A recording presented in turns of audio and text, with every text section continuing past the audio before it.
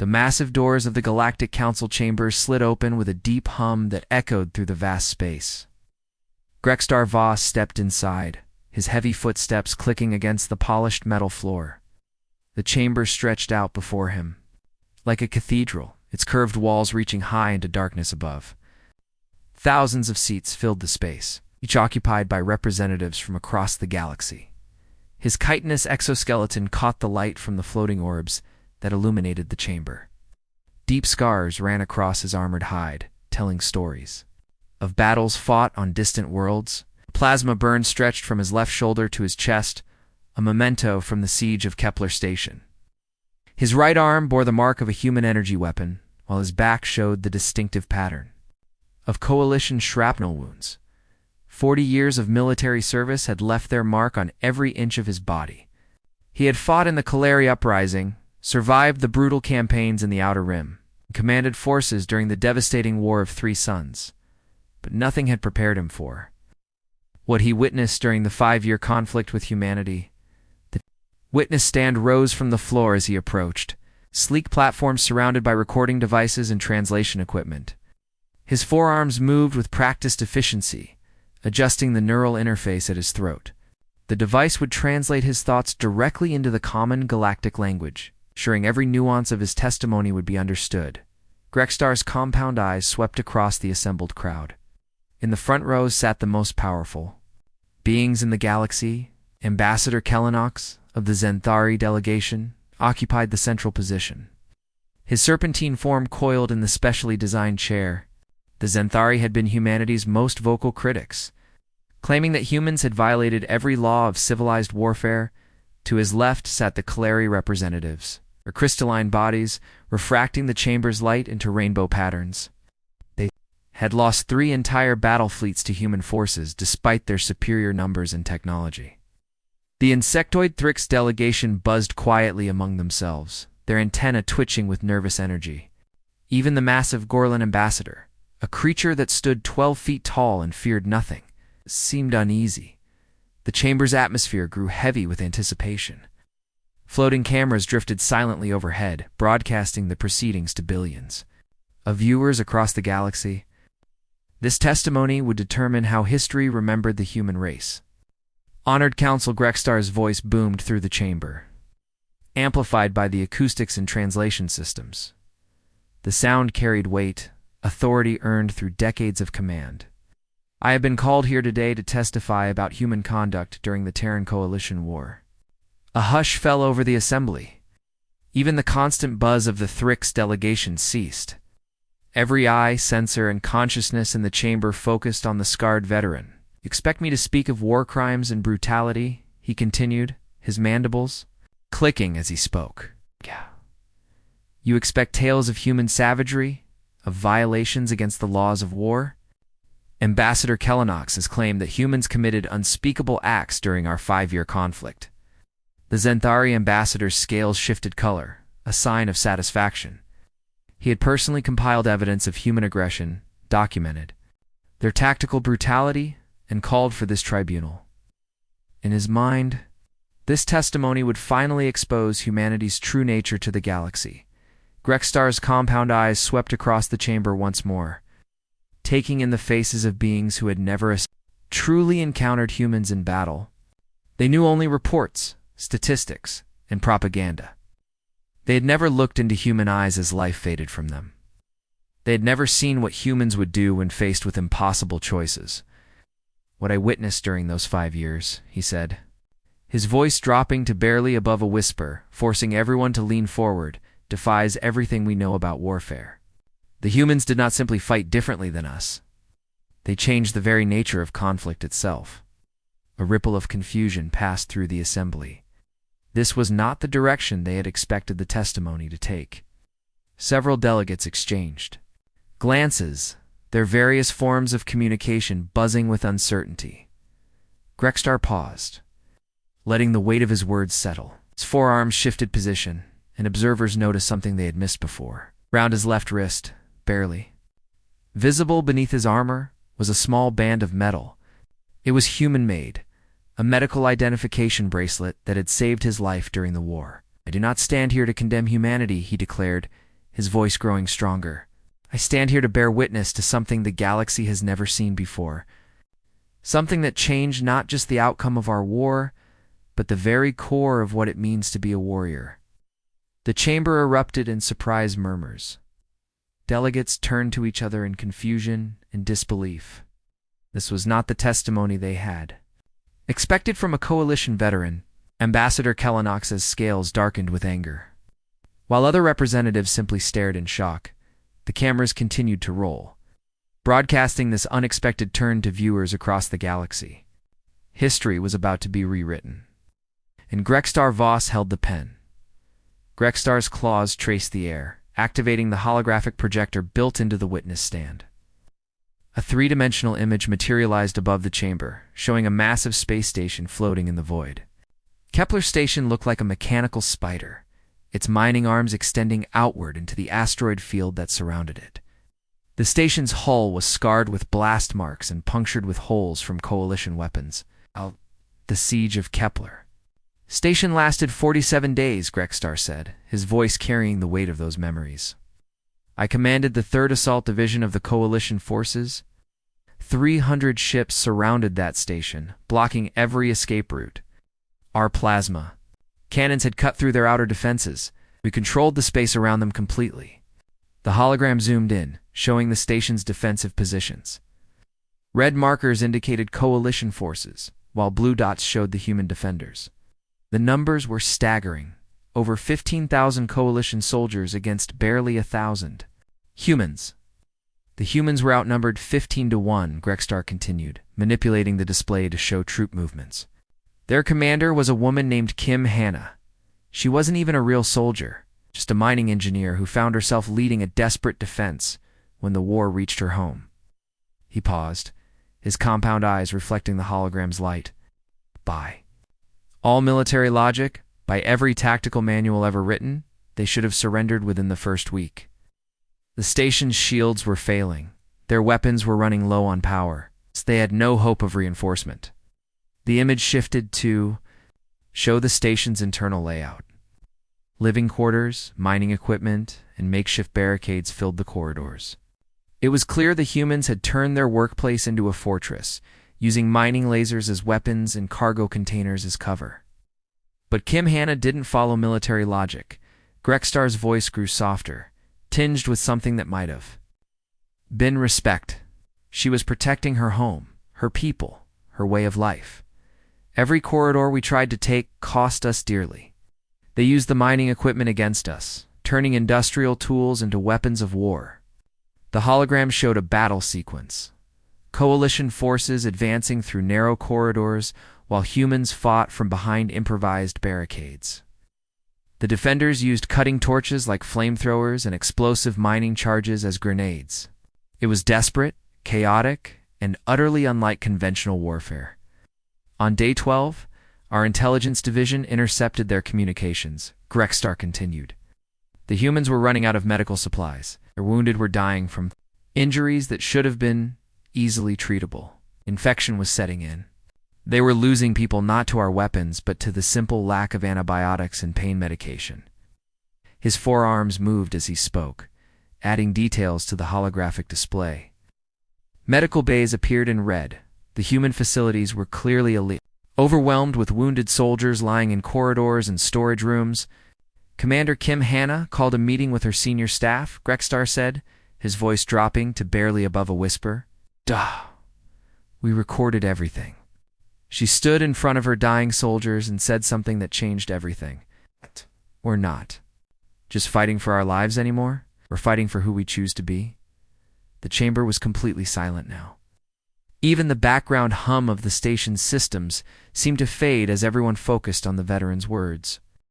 That's when something impossible happened, Grexstar continued, his forearms trembling slightly. The humans opened their medical bays to our wounded, not as prisoners, not as leverage, but as patients who needed help. Forward, his serpentine form coiling with agitation. Surely this was a tactical deception, way to get our soldiers inside their defenses. Grexstar's mandibles clicked in what humans would recognize as a bitter laugh. No, Ambassador. It was something far more dangerous than deception. It was genuine compassion. The hologram changed to show a human medical facility. Coalition soldiers lay on beds next to human defenders, receiving treatment from the same medical staff. The image was stark, shocking in its simplicity. A human medic named Park Ji-won treated my own squad leader, Vextel, who had been injured in a skirmish near the station's docking bay, Grexstar said. She used their last bottle of antibiotics on him, while her own people suffered from infected wounds. I watched her work through the night, her hands steady, despite her own injuries. He gestured to the hologram, highlighting the human medic. Park Ji-won was young, maybe 30 standard years old, with burn marks on her arms and exhaustion written across her face. Yet she moved with purpose, treating alien wounds with the same care she gave her own species. Dr. Park was suffering from an untreated plasma burn that covered half her back. Grexstar continued. The wound was infected, causing her constant pain. She had 1 dose of powerful pain medication left in their entire medical supply. 1 dose that could have given her relief from agony. The veteran's voice grew even softer. Instead, she gave it to a dying Xanthari soldier named Krellfox. He was barely conscious, delirious with pain from wounds that would prove fatal. She could have saved the medication for herself, or for one of her own people who might actually survive. Ow! The hologram showed the scene in stark detail. The human medic knelt beside the alien soldier, injecting the precious medication while her own body trembled with pain. Around them, other humans continued their work, treating coalition wounded with supplies they desperately needed for themselves. When I asked her why, Grexstar said, his voice breaking slightly. She looked at me with eyes that had seen too much death. She said, "Pain is pain, regardless of who feels it. I became a doctor to heal, not to choose who deserves healing." The chamber fell silent once more. The hologram flickered and faded, leaving only the stark reality of Grexstar's words hanging. In the air, several delegates shifted uncomfortably in their seats. This was not the story of human brutality they had expected to hear. That Xanthari soldier died 3 hours later, Grexstar added quietly. But he died without pain, held by the same human medic who had given him comfort. Dr. Park's own wounds left her permanently scarred, but she never complained. She simply continued treating the wounded, regardless of which side they fought for. The weight of his testimony settled over the chamber like a heavy blanket. The assembled delegates began to realize that this war had been unlike anything they had imagined. The holographic display shimmered to life once again, its time showing the deep space around Proxima 3. The planet hung in the void like a wounded jewel, its surface scarred by orbital bombardments and burning cities. Debris from destroyed ships floated in lazy orbits, a graveyard of metal and dreams. The Proxima incident changed everything, Grexstar said, his voice heavy with emotion that surprised even him. It was the moment I realized we weren't fighting ordinary soldiers. We were fighting something the galaxy had never encountered before. The hologram zoomed in on a small transport vessel, its hull painted with the distinctive blue and white colors of human civilian ships. The vessel was barely 200 meters long, designed for carrying families and personal belongings rather than weapons or soldiers. Our patrol fleet intercepted the transport vessel New Hope as it tried to slip through the blockade, Grexstar continued. Standard protocol was simple: board the ship, interrogate the passengers, and intern any military personnel. We had done this operation hundreds of times before. The display showed coalition warships surrounding the tiny transport. Massive dreadnoughts with their weapon systems powered up, ready to destroy the human vessel if it showed any resistance. The size difference was staggering, like wolves surrounding a rabbit. The transport was commanded by Lieutenant Commander Lee Minho, Grexstar said, manipulating the display to show the human vessel's bridge. He was a cargo pilot who had been pressed into service when the war began. His ship carried 347 civilian evacuees fleeing the battle zones. The hologram showed the interior of the transport, packed with human families. Children clutched toys while parents held them close. Elderly humans sat quietly, their faces showing the strain of leaving everything they had ever known. Personal belongings were stacked everywhere: photo albums, family heirlooms, and the precious memories of lives torn apart by war. Among the civilians were families with small children, some barely old enough to walk. Grexstar continued. Medical personnel, teachers, artists, farmers, people who had never held a weapon in their lives. They were running from the fighting, seeking safety in neutral space. The scene shifted to show the boarding operation. Coalition soldiers in full battle. Armor stormed through the transport's corridors, their weapons raised and ready. The contrast was stark, heavily armed warriors confronting terrified families. But here's what made it unprecedented. Grexstar paused, his forearms gesturing to emphasize his words. Commander Lee didn't try to negotiate for his civilians. He didn't plead for their safety or offer strategic information. Instead, he made an offer that violated every principle of military strategy. The hologram showed the moment of contact. Lee Min-ho stood on his bridge, still in his civilian clothes, facing coalition officers who towered over him. His hands were raised in surrender, but his eyes held something that confused the alien soldiers. Not fear, but determination. He requested a prisoner exchange, Grexstar said, his voice growing stronger. But not for his civilians. He wanted to trade his entire military escort for the safe passage of alien civilian refugees who had been trapped on Proxima 3. A ripple of confusion passed through the chamber. Several delegates leaned forward, certain they had misheard the translation. The Kaleri delegate, her crystalline form refracting the light into sharp patterns, spoke up with disbelief clear in her voice. "This cannot be accurate," she said. "No military commander would sacrifice trained soldiers for enemy civilians. It makes no tactical sense." Grexstar's compound eyes fixed on her, and for a moment, the veteran's scarred face showed. Something that might have been pity. "That's exactly what our commanders thought. We believed it was some kind of elaborate deception." But Commander Lee was completely serious. The display showed the Proxima 3 surface, where thousands of alien civilians were trapped in refugee camps. Xanthari families huddled in temporary shelters, while Kolari children played in the mud between the tents. Thrix colonies had been separated from their hives, causing psychological damage that would last generations. The planet's surface was becoming uninhabitable, Grexstar explained. Our own bombardment had damaged the atmospheric processors. Radiation levels were rising daily. The alien civilians trapped there. Coalition citizens were going to die if they weren't evacuated soon. He manipulated the display to show the overcrowded refugee camps. Alien families who had been caught in the war zone, trapped between human and coalition forces. They were innocent victims of a conflict they had no part in starting. Commander Lee had somehow learned about their situation, Grexstar continued. His intelligence was better than ours. He knew exactly how many civilians were trapped and what they needed for evacuation. He offered to trade his 23 military escort soldiers for safe passage to evacuate over 400 alien civilians. The hologram showed the human soldiers, young men and women who had volunteered to protect the civilian transport. They stood ready to sacrifice their freedom for people they had never met. People who belonged to species they were officially at war with. 23 human soldiers voluntarily entered our prison camps, Grexstar said, his voice growing quiet.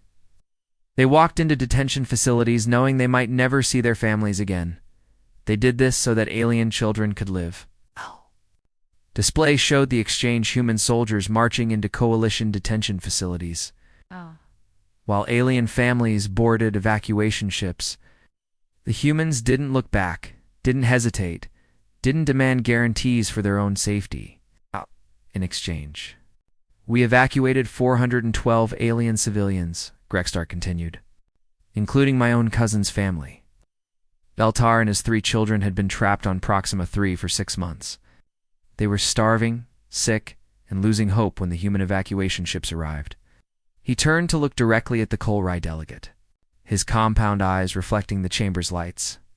Your own daughter was among those saved, Kristallith, age 7 standard years, suffering from radiation poisoning. The human medics treated her during the journey, using their own medical supplies. To save her life, the delegate's crystalline form suddenly dimmed, her internal light fluctuating with emotion. Recognition and shame warred across her features as she remembered her daughter's stories of the kind humans who had saved her life. Commander Lee's soldiers spent 6 months in our detention facilities, Grexstar said, returning his attention. To the full assembly? During that time, they didn't just sit quietly. They organized education programs for the alien children being held there. They taught mathematics, science, and languages to kids who had been separated from their families. The hologram showed scenes from the detention facility, human soldiers sitting in circles with alien children, using drawings and simple games to teach basic skills. The same soldiers who had been captured as enemies were now mentoring the next generation of coalition citizens. They turned our prison camps into schools, Grexstar concluded. They gave hope to beings who had lost everything. And when they were finally released in a prisoner exchange 6 months later, many of those alien children cried to see them go. The chamber was silent except for the soft hum of the holographic projectors. The weight of this revelation settled over the assembled delegates like a physical presence. This was not the story of human brutality they had expected to hear. The Kaleri. Delegate's voice was barely a whisper when she spoke. My daughter still talks about Teacher Min-ho. She said he taught her that kindness has no species. The holographic display expanded to show the entire Terra Nova system, with the planet hanging like a blue-green marble in the center. Around it, hundreds of coalition warships formed a perfect blockade, their weapon systems trained on the human colony below. The sight was overwhelming enough firepower to crack a planet's crust concentrated on a single world. The final battle. At Terra Nova Colony, Grexstar said, his voice breaking slightly as old memories surfaced. This was when I truly understood what we were fighting. It's not just humans, but something that challenged everything I thought I knew about war itself. The display zoomed in on the planet's surface, revealing sprawling human settlements connected by gleaming transport tubes. Agricultural domes stretched across valleys while industrial complexes hummed with activity. It was a thriving world, home to over 2 million human colonists who had built their lives in the Outer Rim. Our combined fleet had surrounded the colony for 3 weeks. Grexstar continued, manipulating the display to show the massive coalition armada. General Vexter commanded the operation personally. He had lost his own homeworld to human forces earlier in the war, and he wanted total victory. The hologram showed the coalition commander's flagship, a massive dreadnought bristling with weapons. Vexter was a legendary warrior, feared throughout the galaxy for his tactical brilliance and ruthless efficiency.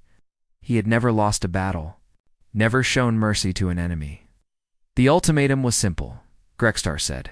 Unconditional surrender within 24 hours, or we would begin orbital bombardment. The humans had no way to escape. Our blockade was perfect. Their small defensive fleet had been destroyed weeks earlier.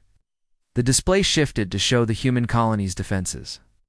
Planetary shield generators dotted the surface, along with massive defense platforms that could reach into orbit. The humans had built Terra Nova to withstand siege, but against such overwhelming numbers, resistance seemed hopeless. But the humans had one advantage we hadn't considered, Grexstar continued. Their planetary defense grid wasn't just shields and weapons. It was a network of orbital satellites that could channel the planet's magnetic field into a directed energy weapon. The hologram showed the defense grid in stunning detail. Hundreds of satellites orbited the planet, connected by streams of energy that pulsed with barely contained power. If activated, the grid would turn the entire planet into a massive weapon capable of destroying every ship in the system. The colony's military commander was Colonel Choi Hain, Grexstar said, his voice growing softer. Was a career soldier who had served in the Outer Rim for 15 years. Terra Nova was his home, his family's home. He had built a life there. The display showed the human commander, a middle-aged man with graying hair and eyes that had seen too much war. He stood on the colony's command center, looking up at the coalition fleet through the transparent dome above. His hands rested on the activation controls for the defense grid. Colonel Choi had lost his wife and 2 children in the Battle of Kepler Station, Grexstar continued. They were visiting relatives when our forces attacked. He had every reason to hate us, every justification for revenge. By all rights, he should have activated that grid and killed every coalition soldier in the system. The hologram showed scenes from the colonel's personal life, images of his family, recordings of his children playing in Terra Nova's gardens. The man had built something beautiful on this world. only to watch it threatened by the same forces that had taken his loved ones. Instead, he sent a message that changed the war forever. Grextar's mandibles clicked in what humans would recognize as nervous laughter. Simple transmission that reached every ship in our fleet, every soldier on the planet's surface. 5. Words that shattered everything we thought we knew about our enemy. The chamber was completely silent now. Even the background hum of the station's systems seemed to fade as everyone focused on the veteran's words. The hologram showed the moment of transmission, Colonel Choi standing alone in his command center, his finger hovering over the activation controls. "We know your soldiers have families too," Grextar repeated, his voice barely above a whisper. That was the message, not a threat, not a demand for mercy. Just a simple acknowledgement that our soldiers were people, not monsters. Nice. The display showed the reaction across the coalition fleet. Soldiers who had been preparing for battle suddenly stopped, staring at their communication screens in confusion. Many had never heard an enemy acknowledge their humanity before, but that message was just the beginning, Grextar continued. As we debated how to respond, our sensors detected something far more dangerous than any weapon. A massive solar storm was approaching the planet, driven by unusual activity in the system's star. The hologram shifted to show the approaching storm, a wall of charged particles and radiation that would strip away the planet's atmosphere and kill every living thing on the surface. The storm was enormous, unlike anything in the recorded history of the system. The storm would hit Terra Nova in 6 hours, Grextar said. Our ships could retreat to a safe distance. But the 100,000 coalition soldiers we had already landed on the planet would be trapped. The radiation would kill them within minutes of the storm's arrival. The display showed coalition forces scattered across the planet's surface, soldiers who had been preparing for the final assault. Now facing death from an unexpected source, their landing craft weren't designed for deep space travel, and there wasn't time to evacuate them all. General Vexter ordered us to retreat, Grextar continued. He was willing to sacrifice our ground forces to save the fleet. It was a sound tactical decision. Preserve the greater force, accept acceptable losses. But the humans had a different plan. The hologram showed the human colony's response. Instead of powering up their defense grid to strike at the retreating coalition fleet, they began shutting down their weapons systems. Emergency shelters across the planet opened their doors, broadcasting safe coordinates to coalition forces. The humans powered down their weapons and opened their emergency shelters to our forces, Grextar said, his voice growing stronger with emotion. They invited their enemies to shelter alongside them, to share their limited resources and wait out the storm together. The display showed the incredible sight: coalition soldiers running toward human shelters while the storm approached from space. Natural enemies working together to survive, sharing food, water, and oxygen while the planet's surface burned under the cosmic tempest. For 6 days, we huddled together in those shelters, Grextar continued. Coalition soldiers and human civilians, sharing the same air, the same food, the same hope for survival. Colonel Choi personally tended to wounded coalition soldiers. While the storm raged overhead, holograms showed scenes from inside the shelters, humans and aliens working together, treating each other's injuries, sharing stories to pass the time. Children from both species played together while their parents watched in amazement. I watched Colonel Choi give his own rations to a young Zenthari soldier named Klexdel, Grextar said, his voice trembling with memory. The boy was barely 18 standard years old, frightened and far from home. He reminded the colonel of his deceased son, the same age, the same uncertainty in his eyes. The display showed the moment the human commander kneeling beside the alien soldier, offering his food with a gentle smile. Around them, other humans did the same, caring for coalition wounded, as if they were their own family. When I asked him why he was saving the life of someone who came to kill him, Grextar concluded, Colonel Choi looked at me with eyes that had seen too much death. He said, because someone's parent is waiting for him to come home. That's what my son would have wanted me to do. The chamber remained silent as the weight of those words settled over the assembly. The hologram flickered and faded, leaving only the stark reality of Grextar's testimony echoing in the vast space. Grex's single quotes, Tar stood straighter. his forearms spread wide in a gesture that commanded attention from every corner of the vast chamber.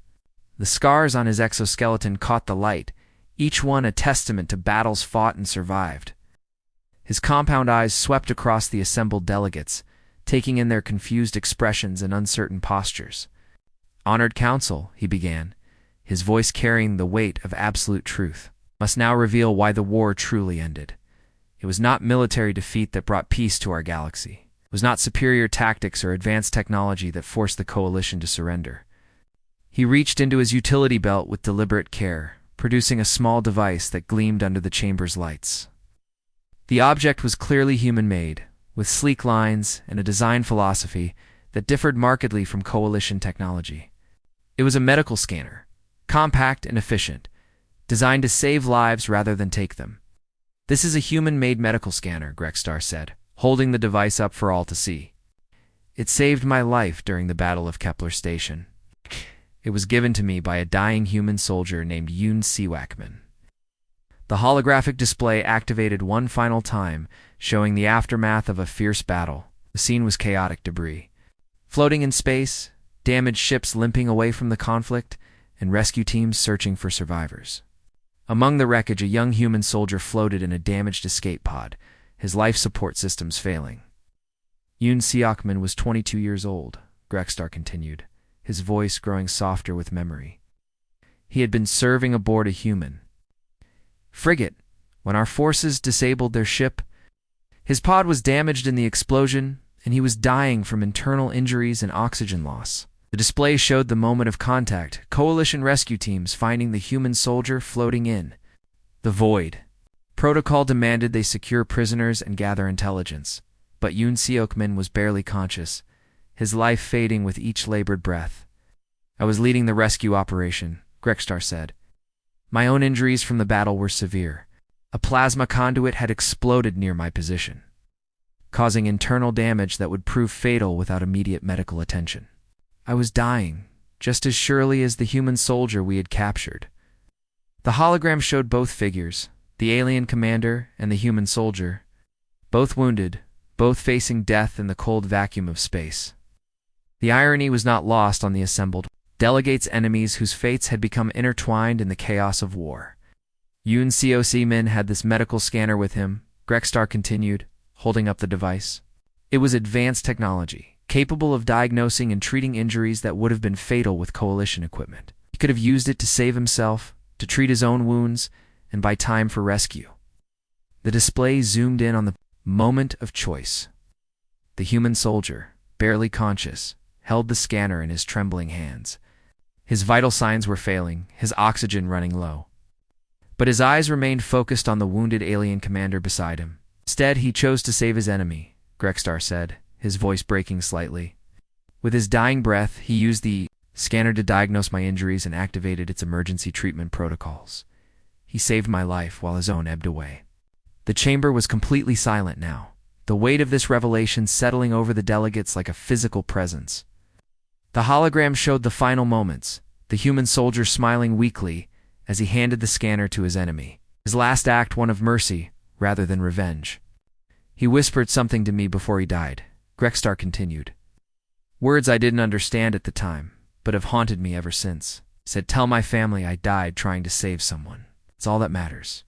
The display faded, leaving only the scanner gleaming in Grexstar's hands. The device had become more than a tool. It was a symbol of everything the war had taught them about humanity's true nature. "The war ended because Coalition soldiers began refusing orders," Grexstar said, his voice growing stronger. "Not out of cowardice, but because we could no longer bring ourselves to fight people who showed us mercy even as they faced extinction." He manipulated the display to show scenes from across the galaxy, Coalition soldiers laying down their weapons, commanders questioning their orders, entire fleets retreating from battles they could easily have won. The images were unprecedented. In galactic history, started with individual soldiers, Grexstar explained. A Zenthari gunner who couldn't fire on a human medical ship. A Kaleri pilot who defected rather than bomb a human colony. A Thrix commander who opened negotiations instead of attacking. The refusal to fight spread like a virus through our forces. Ambassador Kellenox leaned forward, his serpentine form coiling with agitation. "You're saying we surrendered to an inferior force? That we abandoned our strategic advantage out of sentiment?" Grexstar's compound eyes fixed on the ambassador, and for a moment, the veteran's scarred face showed something that might have been pity. "We surrendered to a superior principle," he corrected firmly. "The humans had a saying that every soldier learned by heart. We fight not because we hate what is in front of us, but because we love what is behind us." The display showed human soldiers in action, not the brutal killers that coalition propaganda had portrayed. Their families, their homes, their way of life. They fought with desperation born of love rather than hatred born of conquest. "They never abandoned their principles," Grexstar continued, "even when facing annihilation. They could have used biological weapons, could have targeted our civilian populations, could have become the monsters that war demanded them to be. But they chose to remain human instead." He turned to address the entire council, his forearms gesturing to encompass the vast assembly. This investigation was requested by coalition leadership, not to expose human war crimes, but to understand how we, a force that outnumbered them 1,000 to 1, lost two beings who valued life above victory. The chamber erupted in surprised murmurs. Several delegates exchanged glances, realizing that everything they thought they knew about the war had been wrong. The humans hadn't been defeated, they had convinced their enemies to stop fighting. Through the power of their example, the humans' greatest weapon was never their technology or tactics, Grexstar said, his voice carrying to every corner of the chamber. It was their unwillingness to become the monsters that war demanded them to be. "They showed us that true strength comes not from the ability to destroy, but from the wisdom to choose mercy." The veteran carefully set the medical scanner on the witness stand, its surface reflecting the chamber's lights like a beacon of hope. "I have carried this device for 5 years as a reminder that strength is not measured by the lives you take, but by the lives you choose to save." He stepped back from the witness stand, his testimony complete. "The humans taught us that victory through maintaining one's principles is the only victory worth achieving. They proved that even in the darkest moments of war, it is possible to remain civilized, to choose compassion over cruelty." The chamber remained in stunned silence as Grexstar made his way back to his seat. The floating cameras continued to record, broadcasting his words to billions of viewers across the galaxy. History had been rewritten in the span of a single testimony. As the veteran settled into his chair, the medical scanner continued to gleam on the witness stand, a small device that had become a symbol of humanity's greatest triumph. Not the conquest of their enemies, but the transformation of their hearts. The war had ended not with the thunder of weapons or the collapse of fleets, but with the quiet revolution of conscience. The humans had won by refusing to let victory cost them their souls, teaching the galaxy that some principles are worth more than any military advantage. In the end, they had achieved something unprecedented in galactic history. They had turned their enemies into allies, not through force, but through the irresistible power of their example. The testimony had revealed not war crimes, something far more profound, the true nature of humanity's strength. The end.